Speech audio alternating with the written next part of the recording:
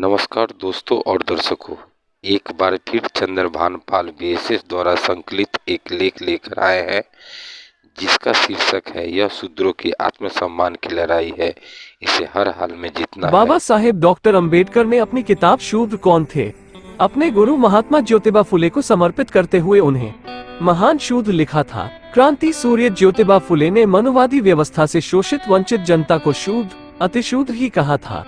रामास्वामी पेरियार ने भी इस वर्ग को शूद्र ही कहा था। महाराष्ट्र के ब्राह्मणों ने छत्रपति शिवाजी महाराज को शूद्र कहकर ही राजतिलक करने से इनकार किया था।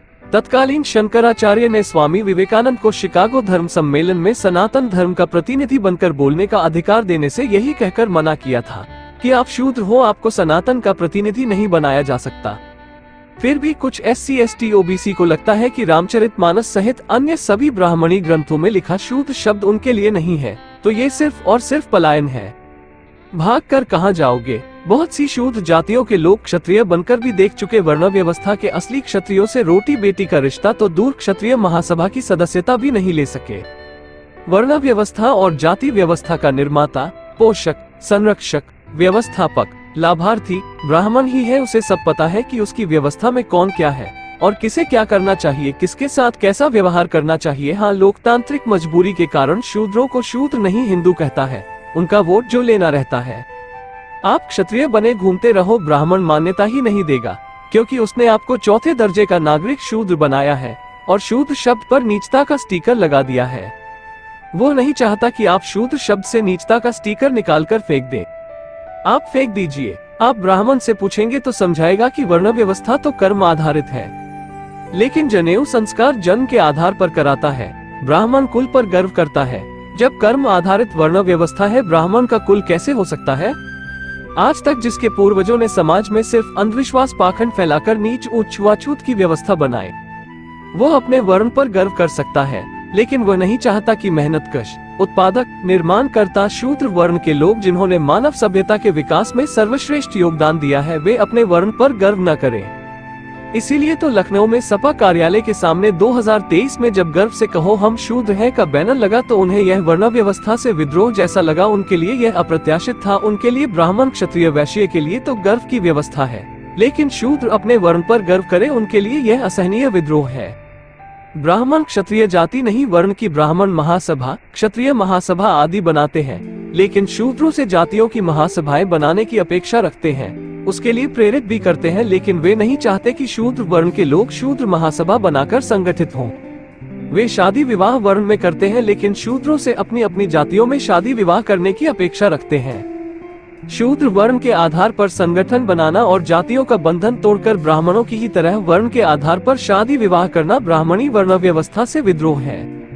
यह यूं कहिए कि शूद्रों को 6743 जातियों में बांटकर उन्हें मानसिक गुलाम बनाकर शोषण करने का षड्यंत्र है, और यही ब्राह्मण धर्म है। शूद्र के नाम पर संगठित होने और जाति के बजाय वर्ण के आधार पर शादी विवाह करने से ब्राह्मणों की पूरी वर्ण व्यवस्था के ध्वस्त हो जाने का खतरा पैदा हो जाता है।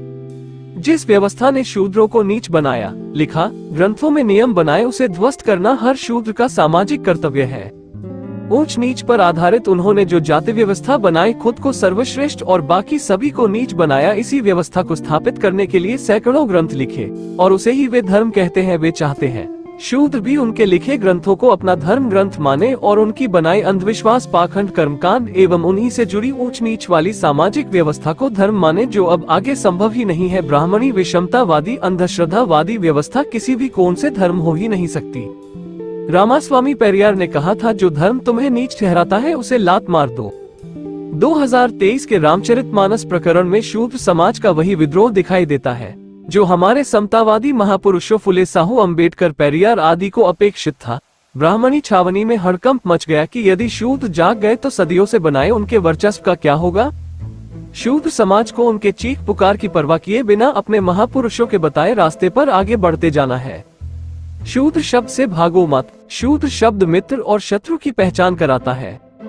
शूद्र शब्द जाति से जमात बनाता है। शूद्र शब्द गुलामों को गुलामी का एहसास कराकर बगावत की प्रेरणा देता है। शूद्र शब्द हर ब्राह्मणी ग्रंथ में मिल जाता है। जय वर्णाधम तेली कुम्हारा, स्वपच किरात कोल कलवारा, तुलसीदास दुबे ने अधम वर्ण यानी शूद्र वर्ण की जातियां भी गिना दी। शूद्र शब्द की सबसे बड़ी ताकत ये लोकतंत्र में वोट की ताकत से सदियों से शोषित, वंचित, प्रताड़ित समाज को शासक वर्ग बनाने की क्षमता रखता है। बाबा साहेब ने कहा था, जाओ अपने घरों की दीवारों पर लिख दो, हमें अपने भारत का शासक वर्ग बनना है। शूद्र यानी SC ST OBC शासक वर्ग बनकर ही भारत को महापुरुषों के सपनों का समृद्ध एवं प्रबुद्ध भारत बना सकते हैं। धर्म में वर्ण, वर्ण में जाति, जाति में ऊंच नीच और ब्राह्मण के आगे सारे नीच, तो गर्व कैसे कहें हम हिंदू हैं। प्रश्न लेखक चंद्रभान पाल, BSS। Thank you for watching video. Please like, subscribe, follow and share.